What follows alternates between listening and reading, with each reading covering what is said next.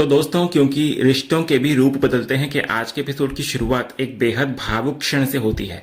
ऋतिक के फोन के बाद वृंदा को गहरी दुविधा में देखकर अंगद तुरंत उसे संभालने की कोशिश करता है। वो कहता है कि वृंदा को तनाव लेने की कोई जरूरत नहीं है। वो उसे यकीन दिलाता है कि उसके लिए वृंदा और उसका परिवार ही सबसे बढ़कर है, फैक्ट्री नहीं।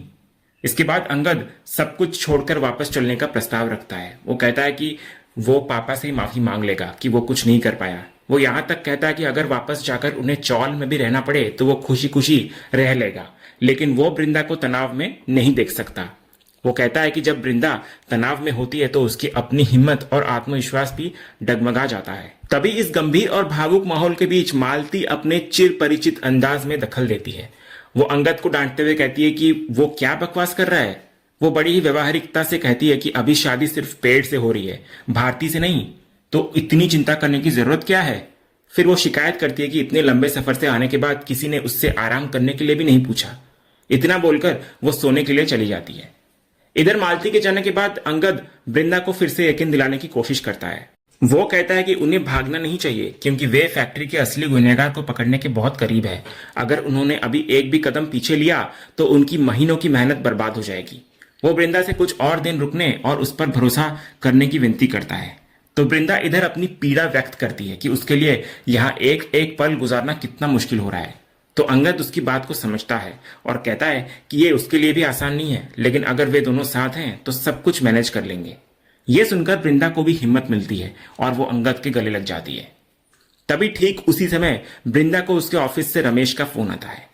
रमेश उसको कह रहा होता है कि उसे तुरंत पुलिस स्टेशन आना पड़ेगा। वो बताता है कि विक्रांत के पिता डीजीपी संग्राम ठाकुर हैं, जिनका हाल ही में झारखंड में तबादला हुआ है। जब उन्हें पता चला कि विक्रांत की बॉस यानी कि वृंदा का किसी ने एक्सीडेंट किया है तो उन्होंने गुस्से में उस कपल को गिरफ्तार करवा लिया है।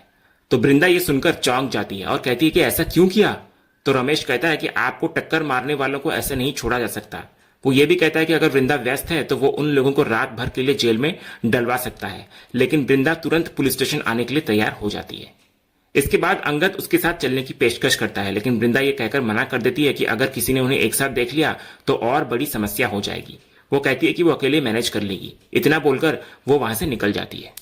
उधर अगले सीन में पुलिस स्टेशन पर वृंदा इंस्पेक्टर को समझाने की कोशिश कर रही होती है कि भले ही उस कपल से एक्सीडेंट हुआ था, लेकिन बाद में उन्होंने ही उसकी हेल्प की और उसको अस्पताल पहुंचाया। लेकिन इंस्पेक्टर, जो कि असल में विक्रांत के पिता डीजीपी संग्राम ठाकुर हैं, आज के युवाओं पर अपना गुस्सा निकालते हुए नजर आते हैं। वो कहते हैं कि आजकल के युवा गैर जिम्मेदार हैं और लड़कियों को इंप्रेस करने के लिए तेज गाड़ी चलाते हैं। वो उस कपल को रात भर जेल में रखकर सबक सिखाने की बात करते हैं, लेकिन वृंदा उनको रोकती है। वो कहती है कि वो मानती है कि उस कपल से गलती हुई है, लेकिन उसे पूरा यकीन है कि वे अपनी गलती दोहराएंगे नहीं। वो उनसे विनती करती है कि वो कोई कंप्लेंट नहीं करना चाहती और उन्हें जाने दिया जाए। तो वृंदा की इस दरियादिली को देखकर इंस्पेक्टर उस कपल को छोड़ देते हैं। इसके बाद वृंदा इंस्पेक्टर को धन्यवाद कहती है, लेकिन वो जवाब देते हैं कि धन्यवाद की जरूरत नहीं है क्योंकि उनके बेटे विक्रांत की बॉस के साथ कोई गलत करे वो ये बर्दाश्त नहीं करेंगे। इसके बाद जब वृंदा दोबारा धन्यवाद कहकर जाने लगती है तो विक्रांत के पिता उसको रोकते हैं और कहते हैं कि वो उन्हें सर नहीं बल्कि अंकल कहे। ये सुनकर वृंदा भावुक हो जाती है और कहती है कि जब उन्होंने उसे बेटी मान ही लिया है तो वो उनके पैर छूना चाहेगी, लेकिन डीजीपी उसे रोक लेते हैं और कहते हैं कि लड़कियां लक्ष्मी का रूप होती हैं और उन्हें पैर नहीं छूना चाहिए। इसके बाद जैसे ही वृंदा पुलिस स्टेशन से बाहर जाती है, विक्रांत, जो कि वहीं पर होता है, उसको जाते हुए देखकर मुस्कुरा रहा होता है। तभी उसके पिता ये देखकर उससे पूछते हैं कि क्या हुआ। तो विक्रांत कहता है कि जिस लड़की के बारे में उसने उन्हें बताया था वो यही है। तभी उसके पिता कहते हैं कि वो ये देखते ही समझ गए थे और वो अपने बेटे की पसंद को अच्छी तरह जानते हैं। तो विक्रांत उनसे पूछता है कि उन्हें उसकी पसंद कैसी लगी। इस पर उसके पिता वृंदा की तारीफों की पुल बांधने लगते हैं। वो कहते हैं कि वृंदा दिखने में सुंदर है, पढ़ी लिखी है, अच्छी पोस्ट पर है और दिल की अच्छी और संस्कारी भी है। उसमें नापसंद करने जैसी कोई बात ही नहीं है। वो विक्रांत से पूछते हैं कि क्या वो इस रिश्ते की बात आगे बढ़ाए, लेकिन विक्रांत उन्हें अभी थोड़ा रुकने के लिए कहता है। उधर अगले सीन में फैक्ट्री पर वृंदा काम में इतनी खोई हुई होती है कि उसे याद नहीं रहता कि पटना वाले कंसाइनमेंट के पेपर वो पहले ही सही कर चुकी है। ये देखकर विक्रांत को उसकी चिंता होती है और वो पूछता है कि क्या वो ठीक है। तो वृंदा इस पर सर दर्द का बहाना बनाती है। तभी विक्रांत उसे घर छोड़ने की पेशकश करता है, लेकिन वृंदा मना कर देती है। तभी बीकू अंगद की पीपल के पेड़ से शादी का कार्ड लेकर वहां पहुंचता है। तो विक्रांत ये सुनकर हैरान होता है और हंसने भी लगता है। तो बीकू उसे पूरी मांगलिक वाली कहानी बताता है कि कैसे पंडित जी के उपाय के अनुसार ये शादी भी असली शादी की तरह धूमधाम से करनी पड़ रही है। वो वृंदा को भी शादी में आने का न्योता देता हुआ नजर आता है। फिर बीकू के जाने के बाद विक्रांत, जो अभी भी पीपल के पेड़ से शादी वाली बात पर हंस रहा होता है, वृंदा की तरफ मुड़ता है। वो वृंदा को बताता है कि उसके पिता से मिलने के बाद वे उसकी बहुत तारीफ कर रहे थे और वो उन्हें बहुत पसंद भी आई है। तो वृंदा इस पर पूछती है कि क्या पसंद आया। तो इस पर विक्रांत बात को संभालते हुए कहता है कि उसका मतलब यह है कि वृंदा का स्वभाव उन्हें बहुत अच्छा लगा, खासकर जिस तरह उसने उस कपल को माफ कर दिया। इसके बाद वृंदा विक्रांत से पूछती है कि उसने कभी ये नहीं बताया कि उसके पिता एक पुलिस ऑफिसर हैं। तो विक्रांत कहता है कि क्योंकि वृंदा ने कभी उसकी पर्सनल लाइफ के बारे में नहीं पूछा, इसलिए उसने भी नहीं बताया। इसके बाद मजाक में विक्रांत वृंदा से पूछता है कि क्या वो इस अनोखी शादी में जा रही है। तो वृंदा उसके सवाल का कोई जवाब नहीं देती। वो अपने मन में अंगद से बात करती है और सोचती है कि अगर अंगद ने यहाँ रुककर लड़ने का फैसला कर ही लिया है तो वो भी उसे इस लड़ाई में अकेला नहीं छोड़ने वाली। वो हर कदम पर उसका साथ देगी और अंत तक उसका हाथ थामे रखेगी। ये संकल्प लेने के बाद वृंदा बिना विक्रांत के सवाल का जवाब दिए वहां से चली जाती है। अगला दृश्य सीधे शादी के मंडप का होता है। अंगद की पीपल के पेड़ से शादी की रस्में चल रही होती है। तभी भारती वृंदा के पास आकर उसको ताना मारती है। वो कहती है कि उसे अंगद की दूसरी पत्नी बनने में कोई दिक्कत नहीं है, क्योंकि पहली पत्नी तो अब ये पेड़ ही रहेगा। वो ये भी कहती है कि वो अपने अंगद को किसी से बांट नहीं सकती और जिससे प्यार करते हैं उस पर इतना हक तो बनता ही है। तो भारती के ये शब्द सिर्फ ताने नहीं होते, बल्कि वृंदा के लिए एक सीधी चुनौती होती है। वो वृंदा को यह एहसास दिला रही होती है कि अंगद पर अब सिर्फ उसका हक है, और ये वृंदा के दर्द को और भी बढ़ा देता है। उधर दूसरी तरफ विक्रांत अपने पिता को भी शादी में लेकर आया होता है। उसके पिता मजाक में पूछते हैं कि क्या वो उन्हें पेड़ की शादी दिखाने लाया है। तो इस पर विक्रांत कहता है कि वो उन्हें वृंदा से मेलजोल बढ़ाने के लिए लाया है, ताकि वो उसकी बात आगे बढ़ा सके। तो उसके पिता उसे भरोसा दिलाते हैं कि वो सब संभाल लेंगे। इधर वृंदा शादी का तमाशा और नहीं देख पाती और वहां से उठकर जाने लगती है, लेकिन सामने डीजीपी आ जाते हैं। वो बड़ी समझदारी और अपनेपन से वृंदा से बात करना शुरू करते हैं। वो कहते हैं कि वो समझते हैं कि एक अकेली लड़की पर कितनी जिम्मेदारियां होती है।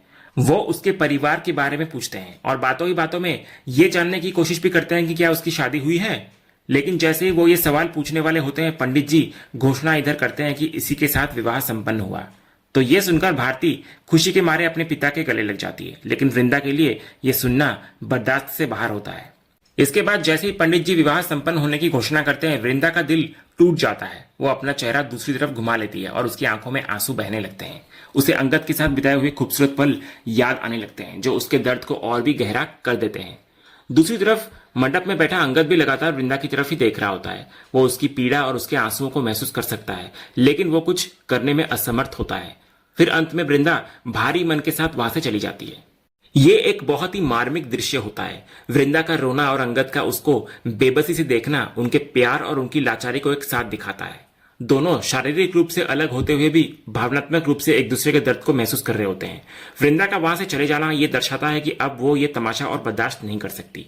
उधर दूसरी तरफ बाद में मालती अंगद को उदास बैठे हुए देखती है और पूछती है कि वो मुंह फुलाकर क्यों बैठा है। इस पर अंगद का दर्द फूट पड़ता है। वो कहता है कि पता नहीं भगवान उसकी कौन सी परीक्षा ले रहे हैं।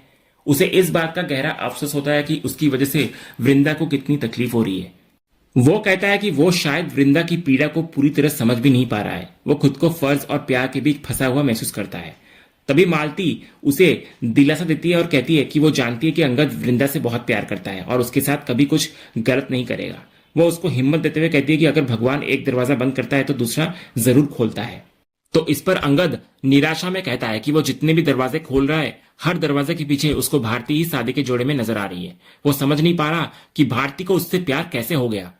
फिर वो आई से एक अजीब सा सवाल पूछता है कि आप मुझे कोई ऐसा आइडिया दो जिससे एक लड़की एक लड़के से नफरत करने लग जाए या अपनी ही शादी तोड़ दे। तो मालती कुछ देर सोचती है और फिर उसकी आंखों में एक चमक आ जाती है। वो कहती है कि उसके दिमाग में एक मस्त आइडिया आया है। तो अंगद शक जताने लगता है, क्योंकि उनके सारे आइडिया अब तक फ्लॉप हुए हैं। लेकिन मालती उसको चुप करा देती है और पूरे कॉन्फिडेंस के साथ कहती है कि वो एक ऐसा आइडिया निकालेगी कि भारती खुद आकर अंगद से शादी करने से मना करेगी और उसके पैरों में गिड़गिड़ाएगी कि उसे शादी नहीं करनी। तो ये सुनकर अंगद हैरान हो जाता है और मन में सोचने लगता है कि आखिर आई ऐसा क्या करने वाली है। और इसी एक नई उम्मीद के साथ आज का यह एपिसोड यहीं पर खत्म होता है। तो दोस्तों, आपको आज का ये अपडेट कैसा लगा, अपनी राय हमें कमेंट बॉक्स में जरूर बताएं। अगर आपको आज का ये वीडियो पसंद आया हो तो वीडियो को लाइक और शेयर जरूर करें और ऐसे ही डेली एपिसोड के अपडेट्स जानने के लिए हमारे इस चैनल को सब्सक्राइब करना ना भूलें। मिलते हैं अगले वीडियो में, तब तक के लिए धन्यवाद।